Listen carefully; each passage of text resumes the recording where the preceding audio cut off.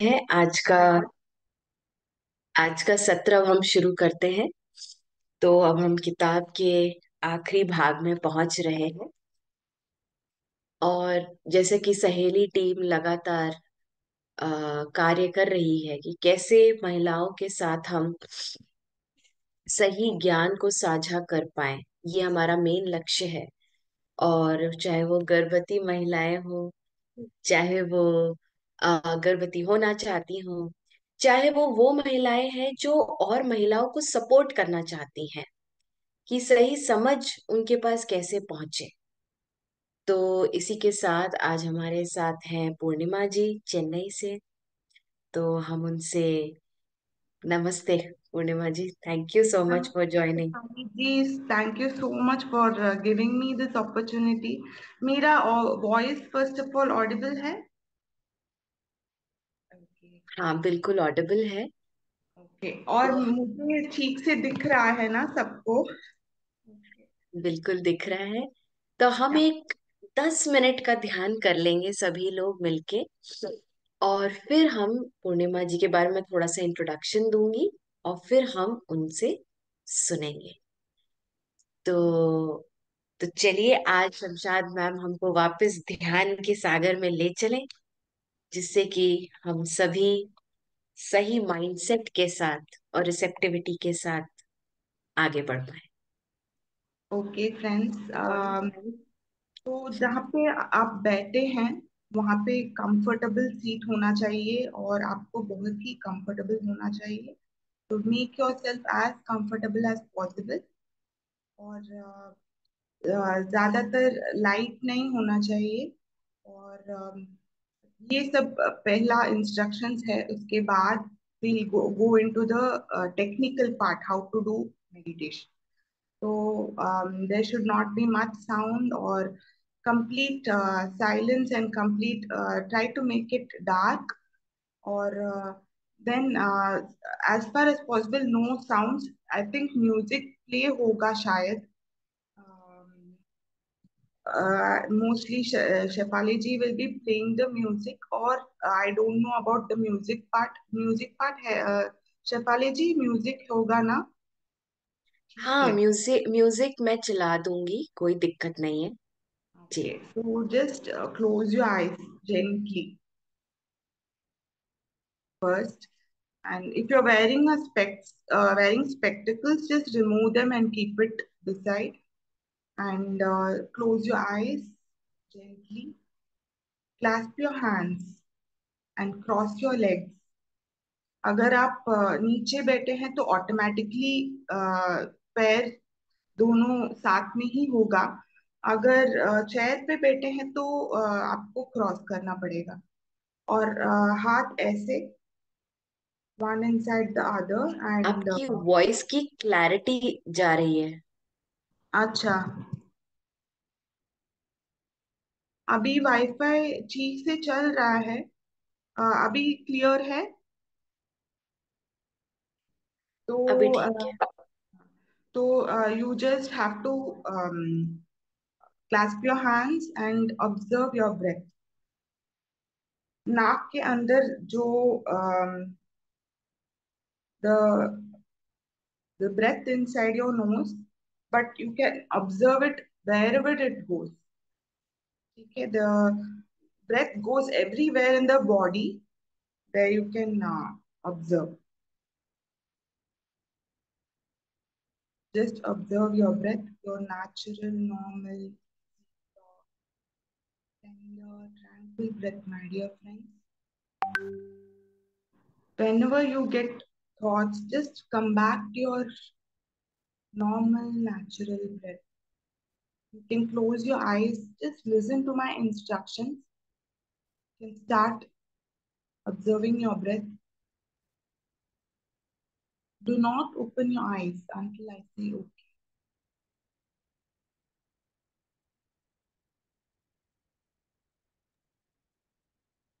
Just be with your in breath and out breath.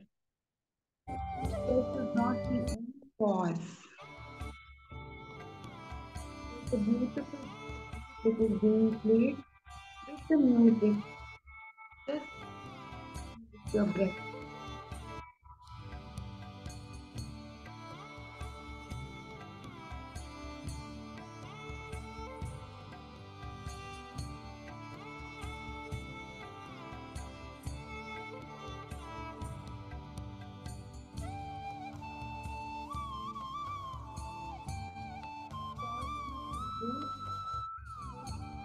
Observing your breath. Awareness thought से ऊपर होगा तो just bring it back.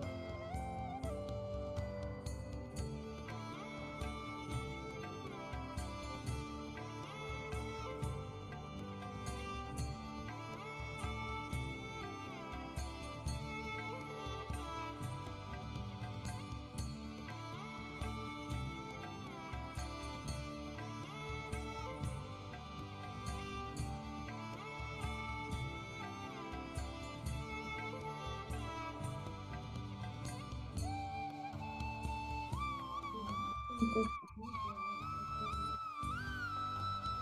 हैं।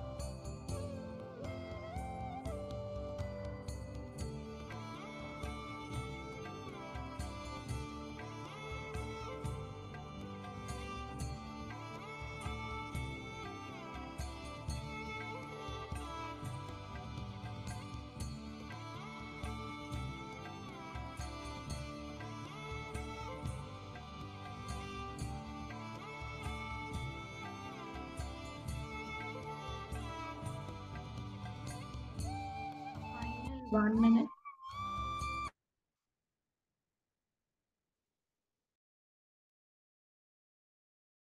Just slowly place your fingers on the eyes. Okay. 5, 4, 3, 2, 1. Slowly open your eyes. बहुत अच्छा हुआ ध्यान. I think it was really good. आप लोगों को बताना चाहिए. फिर मैं पूछती हूँ. पर मुझे really I felt the vibration. आपका ग्रुप बहुत अच्छा है. Claps to your group, really. Just keep up this vibration. You will reach a great stage in your spiritual journey. Thank you so much. अब आपके बारे में एक बहुत डीप ध्यान हुआ आज. Thank you so much. तो मैं झट से आपके बारे में एक छोटा सा इंट्रोडक्शन देना चाहूंगी. तो पूर्णिमा जी के साथ एक तो मैं उनसे कैसे जुड़ी, एक लाइन में मैं वो बताऊंगी. और उसके बाद आपका जो परिचय है कि आप बेसिकली बहुत यंग एज से मेडिटेटर रहे हैं.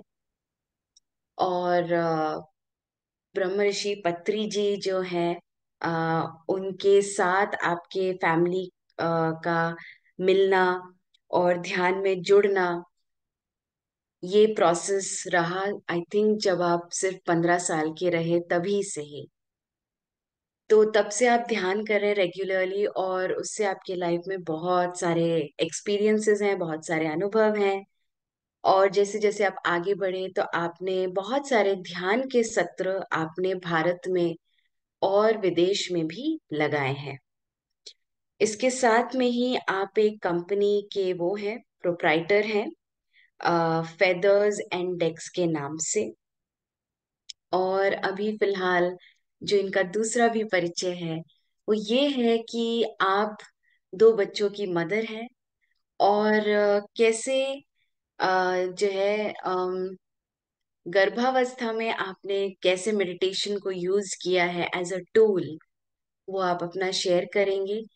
मैं इनके साथ ऐसे जुड़ी कि एक पुस्तक है थिंकिंग एंड डेस्टिनी के नाम से। और वो पुस्तक का आप लोगों को पढ़ाते हैं, साझा करते हैं, हेल्प करते हैं कि वो भी उस पुस्तक को और अच्छे से समझ पाए। तो मैं बहुत कम जानती हूँ पूर्णिमा जी के बारे में, बट ठीक है, जैसे जैसे हम और मिलेंगे हम और जानेंगे। और पूर्णिमा जी, मैं आपको बस थोड़ा सा हमारी टीम से मिला देती हूँ। हमारे टीम में है उषा मैम, जो कि मिडवाइफरी सोसाइटी ऑफ इंडिया के प्रेसिडेंट हैं। आप नर्स, प्रिंसिपल ऑफ कॉलेज रह चुके हैं, और आपने नेचुरल बर्थिंग को लेके बहुत काम किया और आज भी काम कर ही रहे हैं लगातार। साथ में आप योगा कब से कर रहे हैं, और सारी नर्सेस के लिए भी योगा का सेशन शुरू करा कि हर नर्स को पता होना चाहिए। दूसरा, आप मेरे साथ जुड़े हैं तो मतलब आप पहले से ही ध्यानी है ही। तो अब उनको भी उन्होंने किताब लिखी है, मिरेकल्स ऑफ मदरहुड, ये किताब है।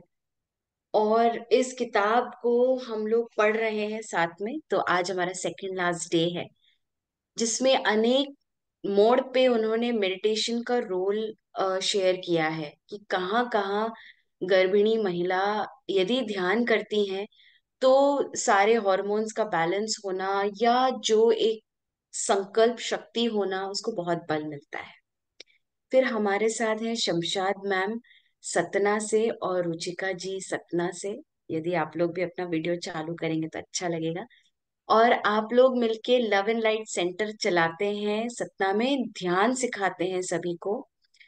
और साथ में जो है अच्छी अच्छी किताबों से लोगों का परिचय कराते हैं कि, और ये सारा काम वो फ्री में कर रहे हैं। तो बहुत सारे लोगों को कॉन्फिडेंस देना कि नहीं, आप ठीक हो सकते हैं, चीजें आगे बढ़ सकती हैं लाइफ में। तो आप जो है लोगों को बहुत बढ़िया काम कर रहे हैं। और हमारे साथ मेरी मदर भी हैं, जो कि बहुत ग्रेट बर्थ एजुकेटर बन रही हैं हमारे साथ। डॉक्टर मीनल भी यहाँ नजर आ रहे हैं आज, वो फिजियोथेरेपिस्ट हैं। और उनको बहुत बहुत तीव्र इच्छा है कि कैसे हम गर्भ संस्कार लोगों के साथ जोड़ें। तो ये हमारी टीम के बारे में थोड़ा सा, और अब हम आपसे सुनने के लिए तैयार हैं। Thank you. Thank you Shefali ji. इतना बढ़िया एक ग्रुप है यहाँ। Oh God, I am nothing in front of them. So many masters. I am so thrilled. तो पहले आई विल जस्ट मेरा छोटा सा एक स्टोरी यहाँ पे मैं कहना चाहती हूँ। इसीलिए मैं यहाँ पे आई हूँ आपके समक्ष। तो मेरा journey, I start straight away with my journey. मैंने कैसे ध्यान सीखा, कहाँ से सीखा, कैसे सीखा। तो उसके बाद फिर I will tell about my motherhood journey.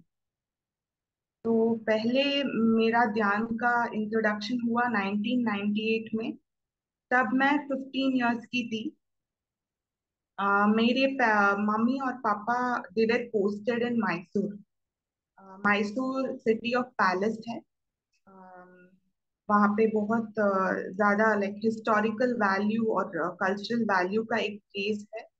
तो वहाँ पे वहां पे जाना एक एक्चुअली एक इंट्यूशन मेरे मम्मी के अंदर आया था कि यहाँ जाएं। एक्चुअली चॉइस था चेन्नई जाएं कि मैसूर जाएं। मम्मी ने चूज किया मैसूर। फिर मैंने भी एक्चुअली इमीडिएटली मुझे भी पूछा गया, तो मैंने बोला मैसूर, क्योंकि मुझे पता था कि वहां पे बहुत पैलेसेस होंगे। तो आई थॉट मुझे एक्सप्लोर करना होगा, तो इसीलिए हम वी विल गो देयर। फिर उसी वजह से गए थे, पर कुछ और हुआ वहां पे, जबरदस्त हुआ। 1998 में पत्री जी मैसूर आए, और उसके पहले भी आ रहे थे। पर मम्मी को जहाँ पोस्टिंग, मम्मी कैनरा बैंक में काम कर रही थी, तो जहाँ पे पोस्टिंग हुआ उनकी कोलीग एक मैम, विजया मैम बोल के थी। तो वो बोली कि अभी एक हफ्ते में पत्री जी संडे को, that is that coming Sunday, Monday she informed कि संडे को एक प्रोग्राम होगा, that is July 5th। July 5th 1998 पत्री जी मैसूर आके एक बड़ा सा प्रोग्राम होने वाला था, तो हमें इनवाइट किया उन्होंने। और इसी टाइम पे पापा के कोलीग्स भी इसके बाद इसका जानकारी उनको था। और वहाँ पे एक आईएएस ऑफिसर वहाँ पे थे, तो उन्होंने भी मेरे पापा को दे गिव पर्सनल इनवाइट।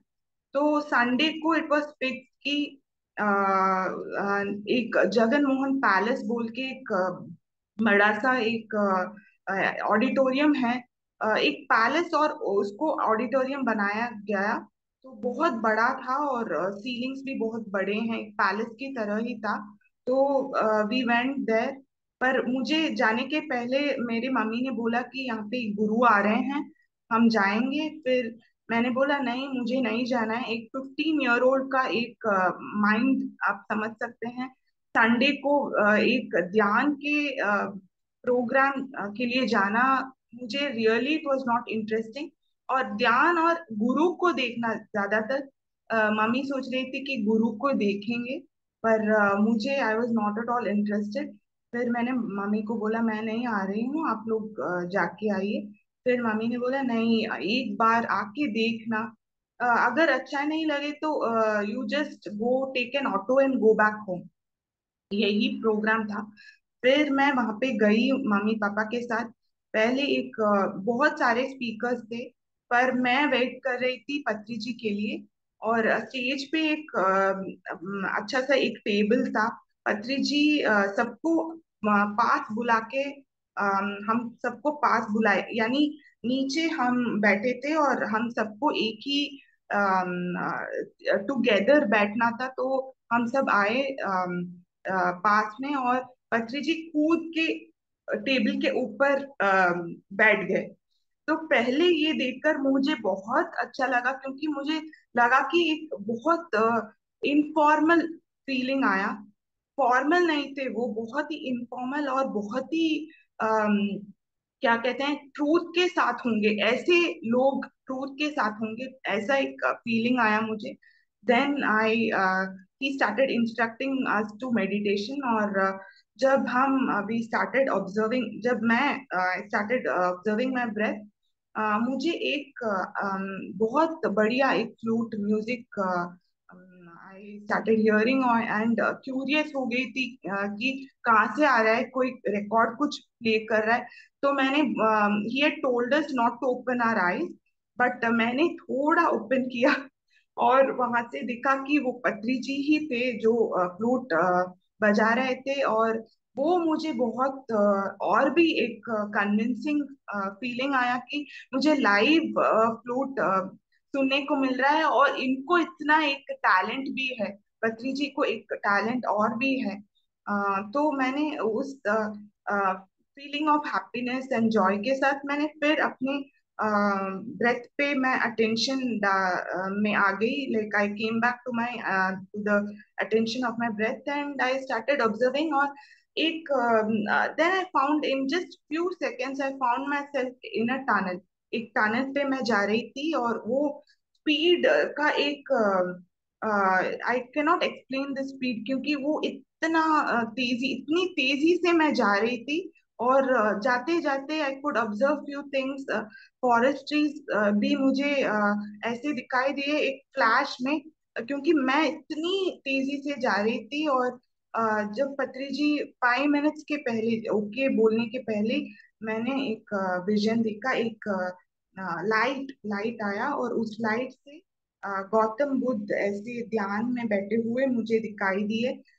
मैंने ना टनल का सोचा, ना गौतम बुद्ध का सोचा, और मुझे ये दिखाई दिया वो एक पहला एक बहुत क्यूरियस एक थॉट था मेरे अंदर कि मैंने इसके बारे में सोचा ही नहीं, तो कैसे वो ऐसे प्रकट हुए और ये सब कैसे मुझे दिखाई दिया। तो ये बहुत कन्विंसिंग था मुझे कि इसमें कुछ है। तो मैंने then I started doing, and then he told okay and we came out. And जब हम मिलने नीचे आए तो सब वेट कर रहे थे, बट पत्री जी सॉ अस। तो मेरी मम्मी को पैरेलली हिमालय दिखाई दिया, मुझे यहाँ पे गौतम बुद्ध दिखाई दिए, मम्मी को हिमालय। हिमालय में, और उसके पहले she started seeing her past life also. ऐसे फेसेस चेंज हो रहे थे, उसके बाद ऐसे हुआ, और हम दोनों यहाँ पे खड़े थे, और Patri ji he came straight to us and he asked what was your experience. मुझे उन्होंने पूछा कि व्हाट वाज योर एक्सपीरियंस। तो आई वाज बहुत सरप्राइज हुआ मुझे, क्योंकि उनको कैसे पता है कि मुझे एक्सपीरियंस हुआ है। वो एक रियल क्वेश्चन था मेरे अंदर। तो मुझे मैं सोचने लगी कि इनके अंदर कुछ है, ये बहुत बड़े मास्टर हैं, हमें इन्हें फॉलो करना चाहिए, यही मेरा थॉट आया। और मामी को भी वो पूछे, और दोनों को स्टेज पे बुला के he wanted us to tell our experience. And first time stage पे बहुत फियर हुआ मुझे, पर फिर भी मैं फियर को I this thing overcame and I started telling. And after that we returned back home, और सब ग्रुप मेडिटेशन में daily we use to spend. उसके बाद we didn't have even single day of no meditation, every day use to be filled with meditation. मुझे इतना third experiences आने लगा, एक के बाद एक। एक्चुअली मुझे डेली मैसेज कि डेली क्या करना है, कैसे रहना है, ये सब मुझे बुद्धा बोलते थे। बुद्धा मेरे पर्सनल डेली लाइफ में भी मुझे बहुत गाइड करते थे। तो वो सब मुझे एक्चुअली एक परसेप्शन की तरह, like he used to come and he used to guide me. फिर एक टाइम आया, वो चले गए, वो नहीं थे। मेरे दूसरे एक्सपीरियंस में मैं अपने शरीर के बाहर आई, और मैं शरीर को ऐसे ध्यान में बैठते हुए मैंने देखा। और फिर वहां पे सोचने लगी कि मैं शरीर हूँ कि मैं क्या हूँ, वो हूँ। तो मुझे वो बहुत एक क्वेश्चन था, तो वो भी मुझे क्लियर हुआ। और क्लियर कैसे हुआ बोलती हूँ, क्योंकि पास में ही एक ध्यान केंद्र सेटअप हुआ। हमारे लिए इतने लकी है थे हम कि हमारे 5 मिनट्स वॉक में एक ध्यान केंद्र सेटअप हुआ।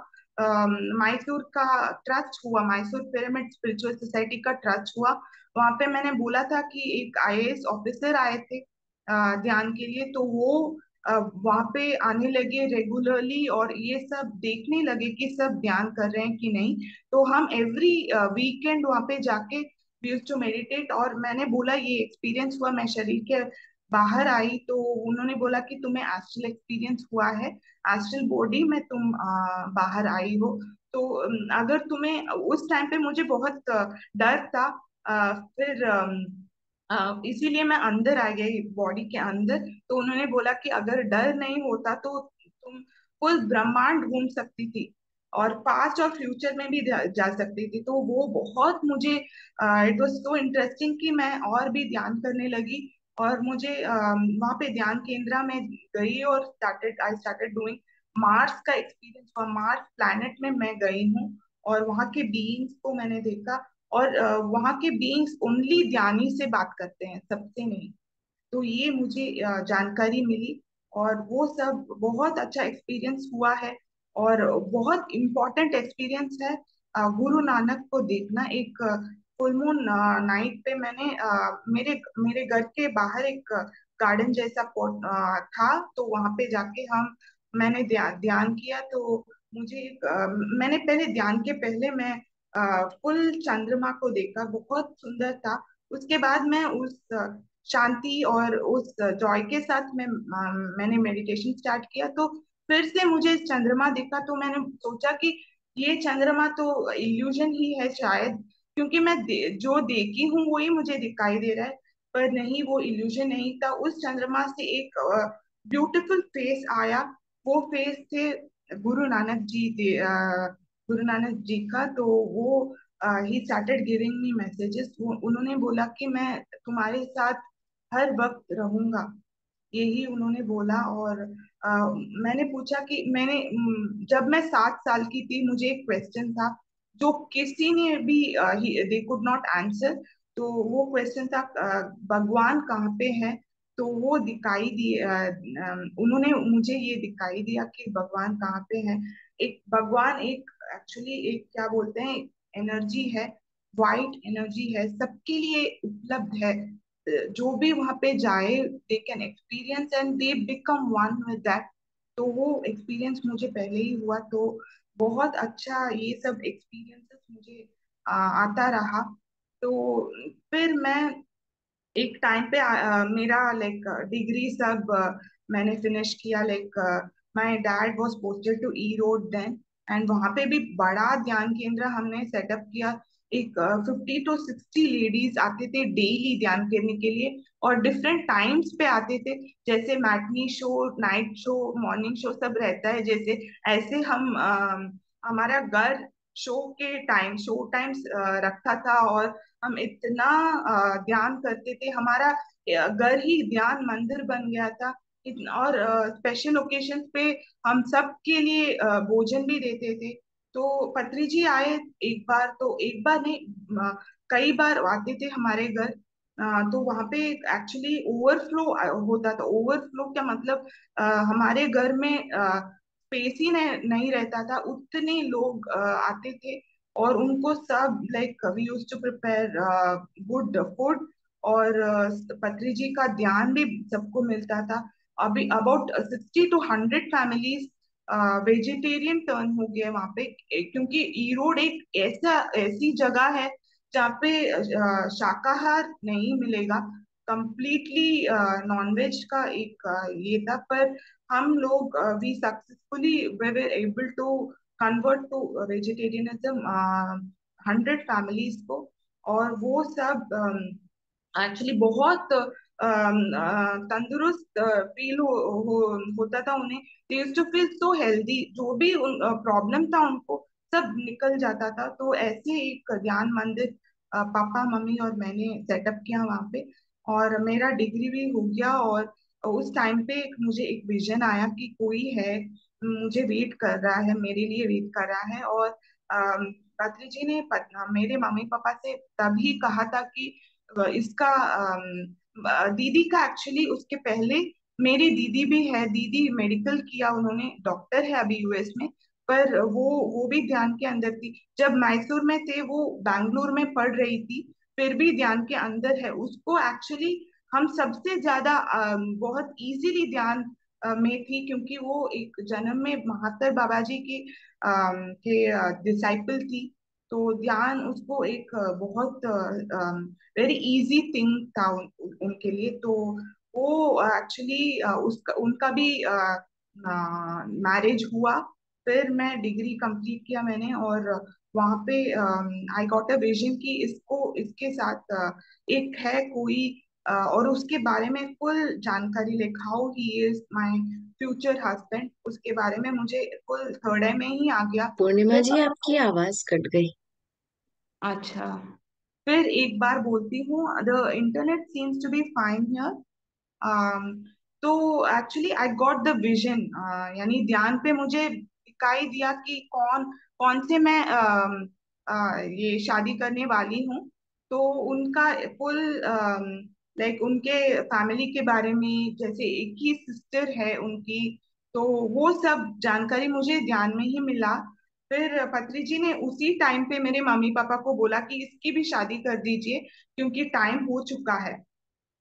तो I started meditating more and I got to know. और मुझे एक्चुअली उस टाइम पे याहू चैट होता था, तो चैट के माध्यम से मुझे वो मेरे फ्यूचर हस्बैंड कांटेक्ट में आए। और एक एटलीस्ट जस्ट अबाउट 1 ईयर के लेटर हमारा शादी हो गया। और उसी टाइम पे मैं उसके बाद नियरली एक 1 और 2 इयर्स में आई आई कंसीव्ड आकाश, यानी मेरा फर्स्ट पहला बेटा। मुझे पता चल गया कि जब वो मेरे घर में आया था कि ये एक बेटा है, ये एक बॉय है। क्योंकि एक विजन आया, आकाश में एक ब्यूटीफुल फेस, ये मेरा विजन था। तो मैं मुझे पता चल गया कि एक बॉय है ये, और इसका नाम आकाश रखना चाहिए, क्योंकि वो आकाश में दिखाई दिया और एक एंजल था, वो एंजल की तरह मुझे दिखाई दिया। फिर आई वेंट ऑन, और उसके बाद लाइक डेली मेडिटेशन करती थी मैं, एक दिन भी नहीं, लाइक आई नेवर स्टॉप। उसमें एक और बात मैं बोलना चाहती हूँ इम्पोर्टेंटली मदर्स के लिए। अ, आप ध्यान करते रहिएगा, पर आपकी थिंकिंग जो है वो लॉजिकल होना चाहिए। क्योंकि थिंकिंग लॉजिकल क्यों होना चाहिए? जैसे फॉलिक एसिड टैबलेट्स देते हैं, आयरन टैबलेट्स देते हैं, कैल्शियम टैबलेट्स देते हैं, तो वो सब थोड़ा हमारे उस टाइम पे definitely it should be taken. आप ध्यान कर रहे हैं इसका मतलब नहीं है कि वो सब आप छोड़ दें। ठीक है, ध्यान का मतलब है और भी अवेयरनेस में रहना, क्या खाना चाहिए, क्या कैसे रहना चाहिए, और भी अवेयरनेस में आप रहेंगे। तो मुझे मैं when I started I mean my conception started happening, like when it started listening, तो progressing, I started listening to lot of music. और मैं ज्यादातर ध्यान में म्यूजिक नहीं रखती हूँ, पर क्योंकि मैं एक वोकलिस्ट हूँ, मैं हिंदुस्तानी मैंने सीखा है, तो मुझे अगर म्यूजिक रखा जाए तो मुझे उसके राग के अंदर या लाइक टोटल टेक्निकल पार्ट में चली जाती हूँ। तो मैं ज्यादातर आई डोंट कीप म्यूजिक। तो पर मेरे दैट प्रेगनेंसी टाइम पे मैंने म्यूजिक जब मैंने रखा, तो मेरा baby actually he used to start moving. वो मुझे बहुत क्लियरली समझ में आने लगा। पहले ध्यान में ही समझ में आया, फिर उसके बाद मैंने सोचा कि even without meditation I should keep music. तो म्यूजिक बहुत रखा मैंने। और वो ही बोलती हूँ कि लाइक जो भी प्रेग्नेंट होने वाले हैं या प्रेग्नेंट हैं, आप म्यूजिक, एक्चुअली पत्री जी बोलते हैं 24/7 म्यूजिक ऑन रहना चाहिए। क्योंकि हमारे थॉट्स इतने चैनलाइज होते हैं, और हमारे like the the inner core, हमारा जो इनर कोर है वो पीस से भरा है। और जब हम म्यूजिक से कनेक्ट होते हैं तो वो पीस के अंदर, हमारे कोर के अंदर हम कनेक्ट हो जाते हैं, हो ही जाते हैं। Really it is this, but it depends on the music also. आजकल तो बहुत ज्यादा रैप सब हो रहा है, वो सब मत सुनिए। लाइक शास्त्रीय संगीत सुनिए ज्यादातर, और वो भी इंस्ट्रूमेंटल। पर ऐसे हैं जो बहुत बड़े मास्टर्स हैं, जो जिन्होंने म्यूजिक, लाइक वोकल म्यूजिक दिया है। यू कैन, रशीद खान जी बहुत बड़े सिंगर हैं, और वो उनका तो सुनना लाइक रियली, और जो यहाँ से चल बसे हैं उनका सुनना भी बहुत, मैं सोच रही हूँ उसके उसका एक इम्पोर्टेंस है। वो एक एक्चुअली उनका एनर्जी रहता है और भी, तो उनका सुनिए। और ये सब मैंने like I started doing that. और वहां से मेरे हस्बैंड को एक्चुअली पोस्टिंग, यानी उनके पोस्टिंग जैसा एक वर्क फ्रॉम होम था, तो वो कोयम्बतूर में पोस्ट हुए। हमारा ही वहाँ पे एक घर था, तो वहाँ पे चले गए। और पत्री जी वहाँ पे आए, और बहुत बड़ा ध्यान का एक अगेन प्रोग्राम हुआ। और वहाँ पे पिरामिड भी बिल्ड था, मेरे पापा वहाँ पे एक पिरामिड उन्होंने बनाया था, बहुत अच्छा पिरामिड आज भी है, जो कोयम्बतूर जाएंगे तो आपको मिलेगा। तो वहां पे आई started doing meditation in the Kings chamber. तो बहुत अच्छा अनुभव होने लगा, बहुत एनर्जी आने लगा। और पत्री जी वहां पे एक प्रोग्राम किए थे, और उसके बाद हमारे घर में ही रुके थे। और जाते जाते बोले मुझे कि तुम्हें बहुत सब कुछ आसानी से होगा। तो ऐसे बोल के वो गए। और उसी टाइम मुझे आई यूज टू गेट इंट्यूशन कि कब होने वाला है। और मुझे एक हफ्ते पहले ही हो इंट्यूशन आ गया था कि इस हफ्ते मुझे I will be giving birth to my son. और अगस्त 30 2005 को मैंने आकाश को जन्म दिया। और बहुत इजीली, नॉर्मल डिलीवरी से बहुत इजीली मुझे ये हुआ, लाइक डिलीवरी हुआ। पर मैं एक और एडवाइस देना चाहती हूँ जो भी प्रेगनेंसी में है, कि आप सारा काम आप ही करें। आपका जो वाइब्रेशन है और आपका जो भी और ये सब जब हम करते हैं, लाइक वर्क जब करते हैं, क्या होता है वो सब संस्कार, हम हमारा जो बिहेवियर है वो ही संस्कार बनेगा हमारे बच्चों के लिए। तो घर में होते हुए और we give more of that feeling. और मेरे दूसरे बच्चे यानी मेरी बेटी बेटी के लिए भी ऐसे हुआ, like we were near the pyramid only. Daily I use to get connected with the grid. Grid यानी एक एनर्जी है जो अर्थ के ऊपर चलता है। तो वो ग्रिड हर एक पिरामिड में जाता है। और हम मुझे एक भाग्य मिला कि वहां पे डेली ध्यान करने का। फिर लास्ट मंथ तक मैं ऊपर चढ़ती थी किंग्स चेम्बर के लिए। वो भी बहुत आसानी से, क्योंकि मेरी मम्मी बोलती थी कि क्यों क्यों ऊपर जा रही हो, अभी तो फाइनल स्टेजेस हैं डिलीवरी का।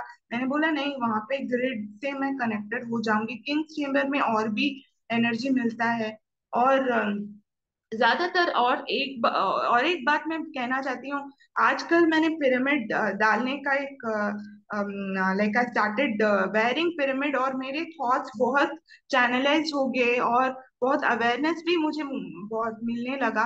तो मैं एडवाइस देना चाहती हूँ कि आप भी पिरामिड लगा के रखिएगा ज्यादातर अपने, स्पेशली ड्यूरिंग प्रेगनेंसी।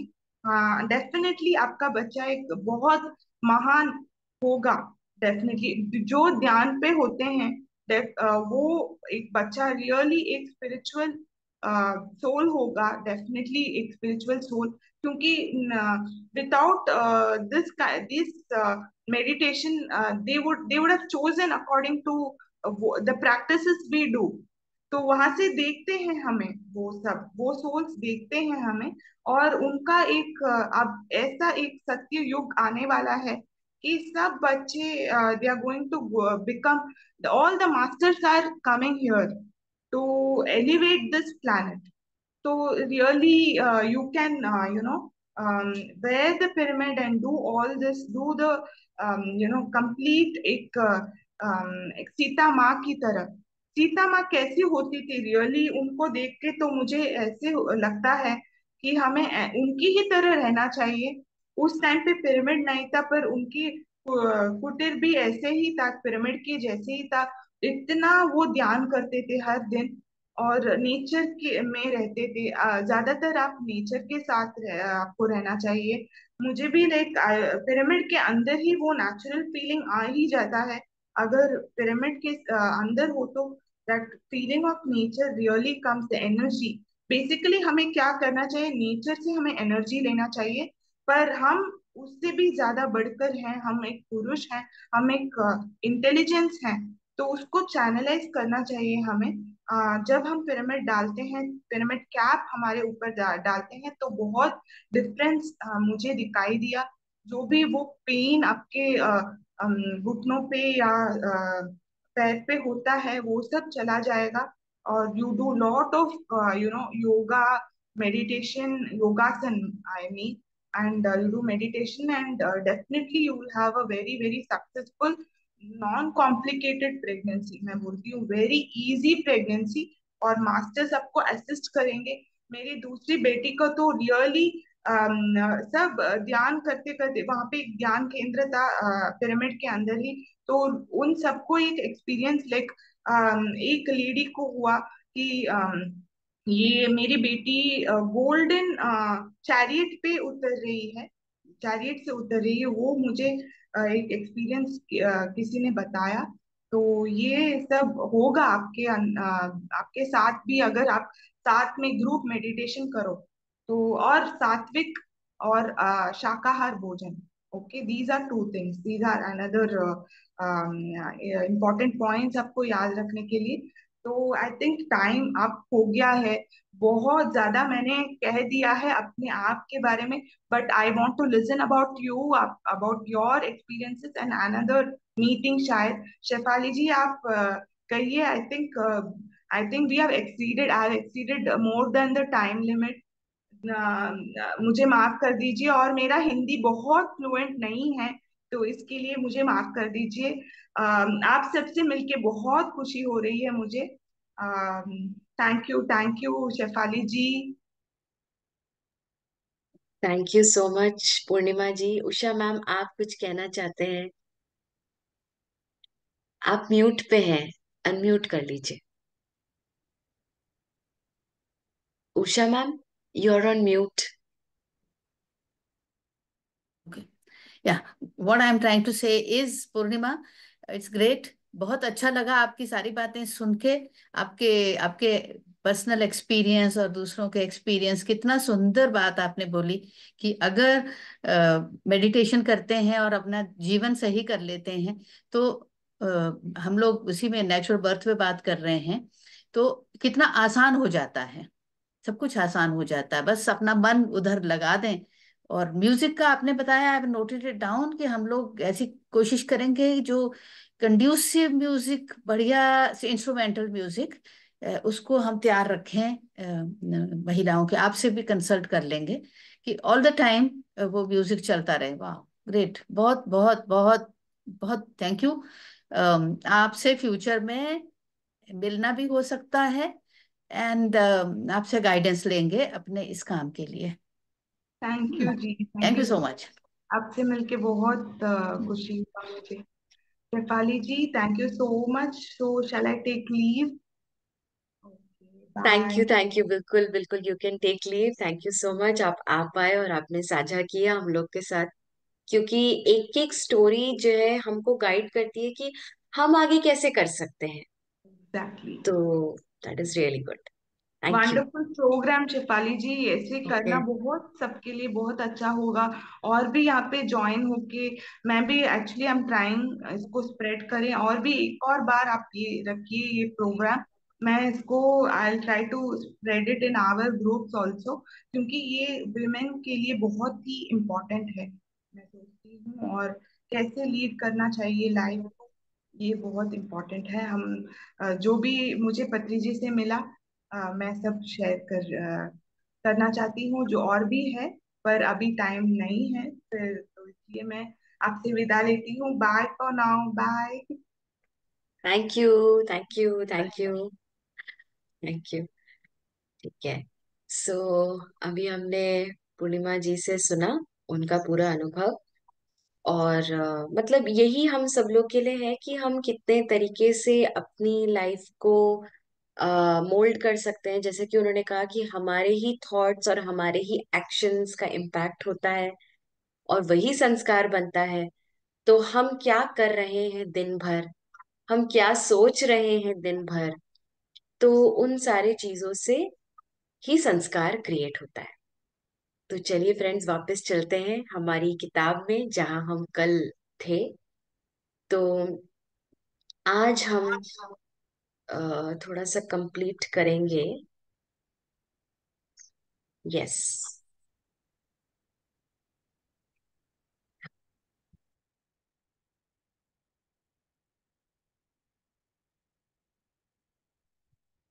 तो केयर फॉर द बेबी है ना। तो कल हमने देखा था कि कैसे post natal care for a woman कितना ज्यादा इम्पोर्टेंट होता है, और कैसे उसको फोर्थ ट्राइमेस्टर के रूप में पहचाना गया है। तो उसका भी महत्व है, और वो समझना जरूरी है, जिससे कि एक महिला अपना जो नेक्स्ट 40 डेज है उसमें अपने को वापस रिकूप कर पाए, वापस अपनी स्ट्रेंथ को ला पाए, और फिर आगे एक नॉर्मल जर्नी में वापस आए। फिर हम अब हम आगे बढ़ते हैं। ओके। तो जैसे आ, हम धरती में देखते हैं कि एक बीज से एक पेड़ लगता है, और वो एक पेड़ जैसे ही आगे बढ़ता है, वो एक फल नहीं देता है, वो अनेकों फल देता है, हजारों फल देता है। वो 1000 फल या वो 100 फल क्या एक व्यक्ति खा पाता है? नहीं। वो इतना है कि उसके आसपास जितने भी पशु पक्षी हैं, सबके लिए वो पूरा पड़ता है। तो एक ही बीज से एक ही पेड़ लगाया था, लेकिन उसने कितने फल तैयार किए? Not one, 100, 500, so many. तो धरती में there is always the principle of abundance. जो दूसरी चीज हमको देखने को मिलती है हमारे नेचर में, कि जो हमने बीज लगाया और जो पेड़ बना, क्या वो पेड़ के कारण धरती इनफर्टाइल हो जाती है क्या? क्या वो सारा उसका न्यूट्रिशन चूस लेती है? नहीं। बल्कि उस पेड़ को लगाने से धरती की भी जो फर्टिलिटी है वो बढ़ती है, और साथ में जो पेड़ है वो भी और बढ़ता है। यानी जिस धरती में वो बीज लगाया गया, वो धरती भी और अच्छी होती चली जाती है, और पेड़ भी बड़ा होता चला जाता है। यानी दोनों ही म्यूचुअली एनरिच होते हैं। तो ऐसा नहीं होता है कि धरती में बीज लगाया तो धरती की जो उर्वरकता है वो कम हो गई। नहीं, ऐसा नहीं होता है। इसीलिए जितने भी धरती पे जंगल है, वो जंगल क्या कर रहे हैं? वो उर्वरकता बढ़ा रहे हैं, उस सॉइल की जो फर्टिलिटी वो बढ़ा रहे हैं। और उस जंगल के रहने से वहां की आबो हवा भी बहुत अच्छी होती चली जा रही। तो there is mutual enrichment. So there is abundance and there is mutual enrichment. उसी तरीके से जब एक गर्भस्थ शिशु है, तो उससे पहले ही तैयारी शुरू हो जाती है शरीर में, कि जब बेबी बाहर आएगा तो उसको जो न्यूट्रिशन है वो उपलब्ध हो पाए। तो पहले ही तैयारी हो गई। जब बेबी आया, गर्भ से बाहर आया, प्रसव पीड़ा हो गई और बेबी बाहर आ गया है, उसको हमने एब्डोमेन पे रखा है, वो खुद क्रॉल होके बेबी जब स्तनपान करता है, तो उससे बेबी को तो लाभ है ही भाई। जो स्तनपान है वो सर्वश्रेष्ठ आहार है बेबी के लिए, क्योंकि वो पहले ही तैयार हो गया। तो वो जो है सबसे सुपाच्य होता है बेबी के लिए। बेबी की जो आंतरिक शक्ति है, जिसको हम इम्यूनिटी कहते हैं, वो सबसे अधिक माँ का स्तनपान करने से ही आती है। बाहर का दूध पिलाने से, फॉर्मूला मिल्क पिलाने से, वो कितने भी वो कहें कि इसमें इतना फैट है, इतना कैलोरी है, इतना कार्बोहाइड्रेट्स है, इतने मिनरल्स हैं, बट वो है तो आर्टिफिशियली मैन्युफैक्चर्ड, वर्सेस जो नेचुरली बॉडी में तैयार हुआ है। तो जो स्तनपान है, उससे ही बॉडी, बेबी की बॉडी नेचुरली हेल्दी होती है, नेचुरली बैलेंस्ड होती है। ना बेबी का बॉडी बहुत ज्यादा मोटा होगा, ना बहुत पतला होगा। उसके लिए जो जरूरी है, यथा आवश्यक, यथा जरूरी वैसा ही होता है। तो ये इसकी ब्यूटी है। अब हम जानेंगे कि इससे माँ को क्या बेनिफिट। तो वही, जैसे धरती में जंगल के होने से पूरी जो धरती की उर्वरकता है वो और अधिक बढ़ती है, एक पेड़ के लगाने से सॉइल की फर्टिलिटी बढ़ती है, वैसे ही जब शिशु स्तनपान करता है तो उससे माँ को भी बहुत सारे लाभ प्राप्त होते हैं। वो क्या है? तो सबसे पहले तो ये है कि जो माँ का जो शरीर, अब क्योंकि अब बेबी बाहर आ गया है, गर्भाशय का जैसे हमने देखा था साइज बहुत बड़ा हो गया है, वो धीरे धीरे धीरे अब वापस अपने नेचुरल पोजीशन में आएगा। इस पूरी प्रक्रिया में स्तनपान मददगार होता है कि वापस यूट्रस अपनी नॉर्मल नेचुरल स्टेट में आ जाए। तो पूरी माँ की रिकवरी में स्तनपान एक आवश्यक प्रक्रिया है। दूसरा, माँ और बेबी में जो एक बॉन्डिंग होने की जरूरत है, वो स्तनपान के माध्यम से होता है। तीसरा, जो ब्लीडिंग होता है, जैसे कि हमने देखा था कि पोस्ट डिलीवरी ऑलमोस्ट 10 दिन या उससे थोड़ा और अधिक दिन भी हो सकता है, 15 दिन भी हो सकता है, जो ब्लीडिंग होता है वो नॉर्मल प्रक्रिया से बंद भी हो जाए। इसमें भी जब शिशु स्तनपान करता है तो उससे माता का शरीर और बैलेंस्ड हो जाता है। तो ये एक दूसरा बहुत तीसरा बहुत महत्वपूर्ण चीज है जो माँ के लिए बहुत जरूरी होता है। इसके साथ में ये भी बात सही है कि ऐसा पाया गया है कि जो अन्य जनांग रिलेटेड जो कैंसर्स होते हैं जो कभी फ्यूचर में हो सकते हैं, वो घटनाएं नहीं घटती हैं। चौथी चीज कि ये सारी चीजों को करना एक फाइनेंशियली भी बेटर चीज है कि आपको बाहर से दूध नहीं खरीदना पड़ेगा बच्चे के लिए, कि आप फॉर्मूला मिल्क खरीद रहे हैं। तो financially economically it is the best for the family. अब हम ये जानेंगे कि आपको कैसे पता चलेगा, एक माँ को कैसे पता चलेगा कि उसका बेबी को भूख लगा है कि नहीं लगा, वो कैसे पहचाने। तो भाई हम क्या नोट करते हैं कि जो बेबी है वो ना पहले अपने मुंह को ही, अपने हाथ को ही सक करने लगता है, या अपना चेहरे को मूव करेगा, कि मान लो उसकी माँ उसके बाजू में है तो मूव करेगा कि वो पी पाए, वो मुंह को भी चला सकता है। तीसरी चीज हम नोट करेंगे कि वो अपने हाथों को स्ट्रेच करे। तो स्ट्रेच करते हुए देखेंगे तो समझ जाइए कि भाई वो दूध के लिए इच्छुक हो चुकी है। तो हमें जो है किसी भी शिशु को रोने तक इंतजार नहीं करना चाहिए। ये बहुत ही जरूरी बात है, क्योंकि अक्सर लोगों को लगता है कि हम जब तक बेबी रोए ना तब तक उसको पिलाना नहीं। नहीं, हमको जब अगर हम बेबी को रुलाने लगते हैं या वो बेबी बहुत भूखी हो गई और तब अगर हम उसको पिलाना चाहते हैं तो उस समय वो स्तनपान करने में उसको देरी लगती है और फिर वो ठीक से पी भी नहीं पाते हैं। तो हमें रुलाना नहीं है। जैसे ही वो इस तरह के लक्षण उपलब्ध करे, संकेत दे, तो हमें समझ जाना है कि हमारा बेबी स्तनपान के लिए तैयार है। अब ये कैसे पता चले कि हमारा बेबी ने पूरी तरह पी लिया है? तो एक तो यही हम देखेंगे कि जो बेबी का सकिंग रिफ्लेक्स है वो धीमा हो गया है, बेबी रिलैक्स हो गया है, थोड़ा सा मजे कर रहा है, ये भी होता है। अब वो खेल शुरू हो जाता है उनके लिए, कि वो मम्मी से बातें करने लग जाते हैं और फिर उनको लगता है अब तो हमारा हो गया दूध पीना। ये भी एक इंडिकेशन होता है जैसे जैसे बच्चे बेबी बड़े होते हैं। और उसके तुरंत बाद बेबी को डकार दिलाना जरूरी होता है। तो जो डकार दिलाने की प्रक्रिया है उसमें क्या करते हैं कि बेबी को उठाते हैं और अपने यहाँ पे रखते हैं शोल्डर पे, और उसको धीरे धीरे थपकी देते हैं।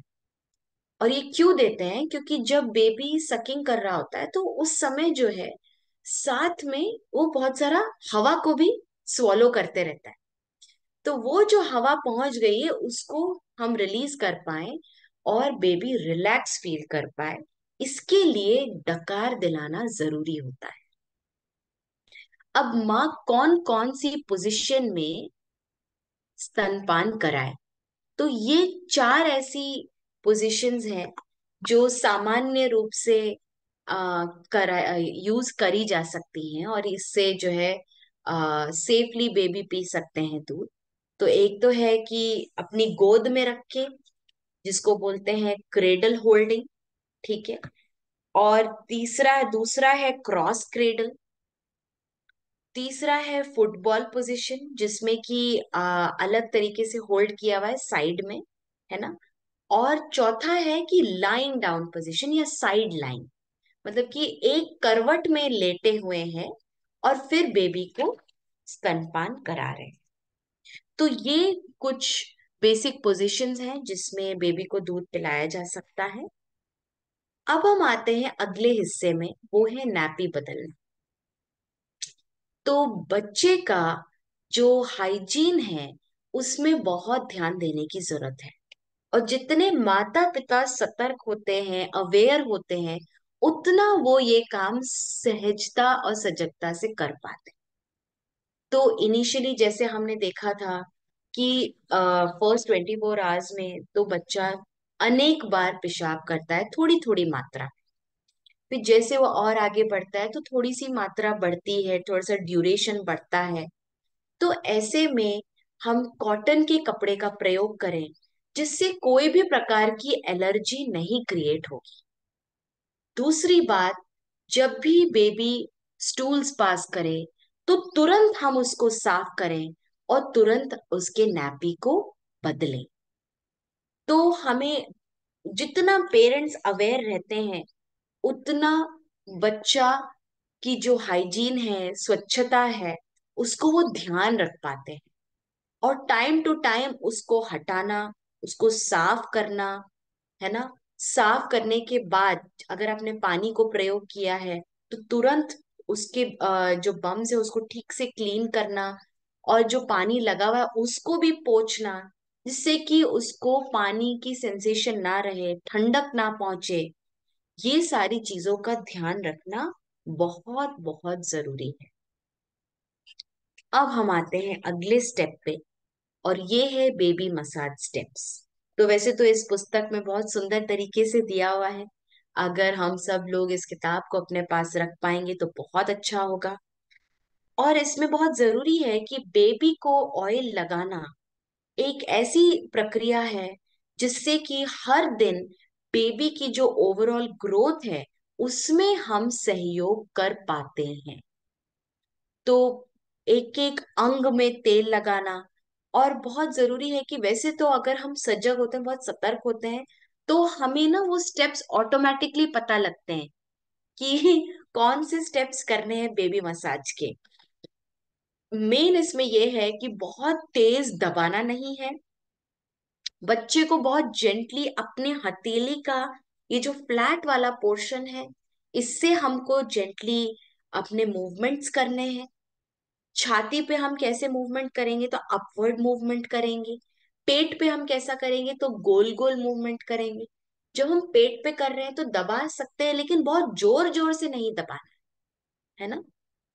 फिर बेबी का जो मसाज है, उनके पूरे हाथों का करना, बाहुओं का करना, उनके चेहरे पे पूरा गोल गोल आकृति से करना, उनकी पीठ पे करना, पीठ पे जो है एकदम स्ट्रेट स्ट्रेट मूवमेंट्स करना, है ना। उनके छोटे छोटे हाथ हैं, छोटे छोटे फीट हैं, पाँव हैं, उसमें जेंटली, जैसे अपन मान लो किसी को एक्यूप्रेशर पॉइंट्स देंगे, वैसे धीरे धीरे धीरे उनको प्रेस करना। और जब हम उनका ये अभ्यंगम कर रहे हैं, उनका ये ऑयल मसाज कर रहे हैं, तो उनके पैरों को भी ऊपर नीचे करना, हाथों को भी साइडवेज मूव करना। ये सारी चीजें करने से बेबी की जो ओवरऑल बॉडी है उसमें बहुत प्रॉपर ग्रोथ होती है। जो मांसपेशियां हैं उनको भी बल मिलता है। और जो शरीर में एक बैलेंस फील होता है, क्योंकि जब बेबी मसाज करते हैं तो बेबी बहुत अच्छा फील करता है और उसको लगता है कि वो तुरंत सो जाए। तो उसके बाद टाइम आता है कि हम बेबी बाथ दें। तो बेबी बाथ के लिए एक जो बहुत जरूरी चीज है समझना, वो है कि बेबी का पोजीशन क्या हो। तो जैसे कि आप देख सकते हैं कि बेबी का जो हेड है वो हमें ऊपर की ओर रखना है, और उसका जो बाकी शरीर है वो पानी में रहना चाहिए। पानी का टेम्परेचर आपको पहले चेक करना चाहिए, ये नहीं कि पहले बच्चे के सारे कपड़े उतार दिए और फिर जो है टब में पानी तैयार कर रहे हैं, नहीं। जब तक आपने बेबी का जो टब है उस या बाल्टी में आपने पानी भरा है, वो ऑप्टिमम या संतुलित टेम्परेचर का हो, आपने उसको चेक कर लिया हो, उसके बाद ही आप बेबी का कपड़ा उतारेंगे। ये बहुत बहुत जरूरी चीज है कि हमारा बेबी जो है नंगा पड़ा है और अभी हम जो है अपना बेबी का स्नान के लिए पानी को ही तैयार नहीं किए हैं। तो पहले पानी तैयार होगा, उसके बाद बेबी का कपड़ा उतार के फिर उसको हम स्नान के लिए ले जाएं। तो ये एक दूसरी बात है कि कैसे बेबी को स्नान करते समय पकड़ना है।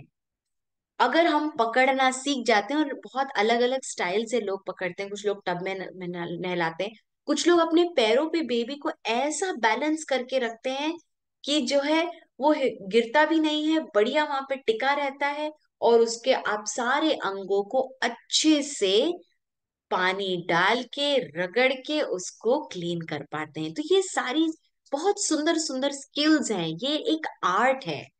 तो ना कि एक ऐसी चीज जिस काम को हमें खत्म करना है, लेकिन ये एक ऐसी प्रक्रिया है जिसे हमें एंजॉय करना है।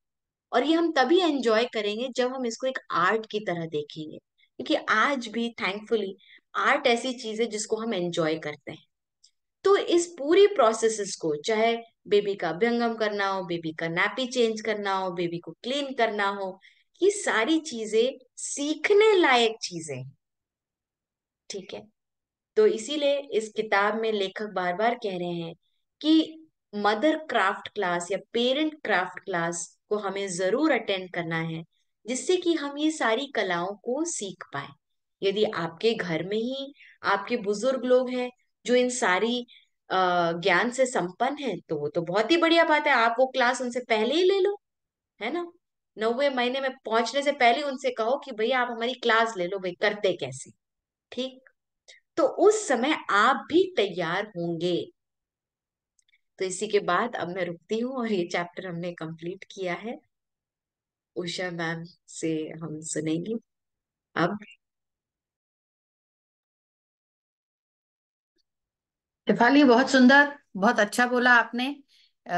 समय कम होने के कारण हम इस चीज को बहुत ज्यादा यहाँ डिस्कस नहीं कर सकते हैं। समय समय पर इस पर अलग अलग चैप्टर की अलग किसी भी बात का, जैसे मदर क्राफ्ट है, पेरेंट क्राफ्ट है, इस पर क्लासेस होंगी फ्यूचर में। तो अभी आपने और पूर्णिमा ने इतना बढ़िया, आज का session was very wonderful.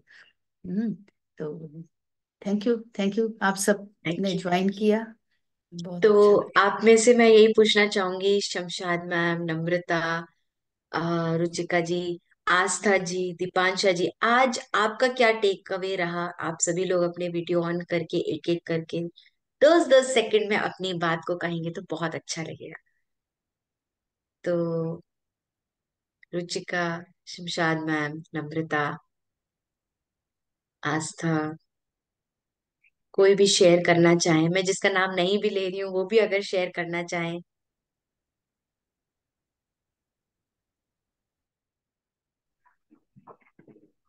Shefali, आज तो मुझे पूर्णिमा मैम का एक्सपीरियंस सुन के बहुत अच्छा लगा।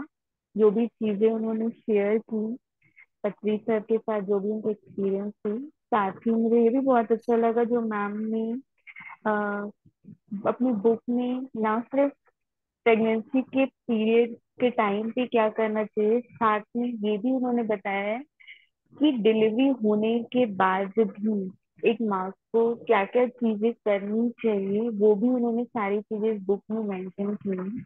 तो बहुत बढ़िया। तो अच्छा था आपका क्वेश्चन। और थैंक यू। Thank you. और कोई शेयर करना चाहेंगे?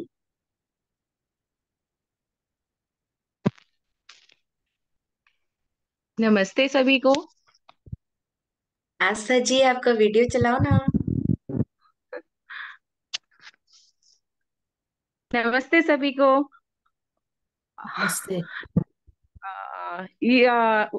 थैंक यू मैम, ये बुक लिखने के लिए। इसमें यानी पूरा कंप्लीट पैकेज है, यानी गर्भधारण से लेके लास्ट तक बेबी को कैसे पालना है, कैसे उसकी केयर कर रहे हैं। बहुत ही सुंदर। आज जो दीदी बता रही थी बच्चे को कैसे नहलाना है, बच्चे को कैसे फीडिंग कराना है, यानी पूरा कंप्लीट पैकेज है आज। बहुत अच्छा।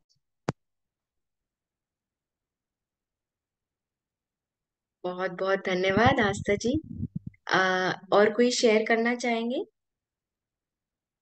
बिल्कुल सर जी, बहुत सुंदर बुक लिखी है आपने, और हर चीज को बहुत अच्छे से डिटेल में आपने बताया इसमें। और थैंक यू पूर्णिमा जी। ध्यान से, आप भी बहुत अच्छे मेडिटेटर हो। बहुत अच्छा लगा आपसे मिल करके। और जो आपको आपने एक चीज शेयर की कि मुझे पहले से हर चीज पता चल जाती थी, बेटा होने वाला, ये चीज मेरे साथ भी थी। चाहे मेरे हस्बैंड के मामले में हो, चाहे बच्चों के मामले में, या किसी भी चीज के मामले में, वो मुझे सपने में थॉट्स आ जाते थे, मतलब दिख जाता था कि ऐसा होगा। तो होता है ये लाइफ में, इस तरह के मिरेकल होते हैं। थैंक यू शेफाली जी। बहुत बहुत धन्यवाद। Thank you, thank you. आज थैंक यू। ठीक है, तो अभी हम रुकते हैं फिर, और कल हम वापस मिलेंगे। हमारा जो आखिरी चैप्टर है पेरेंटिंग के ऊपर और फैमिली प्लानिंग को लेके, उसको कल हम कंप्लीट करते हुए, कल हम सब लोग थोड़ा सा सेलिब्रेट करेंगे और हमारी इस वर्कशॉप को हम कल संपन्न करें। तो नमस्ते सभी को, बहुत बहुत धन्यवाद जुड़ने के लिए। Bye bye. Thank bye. You.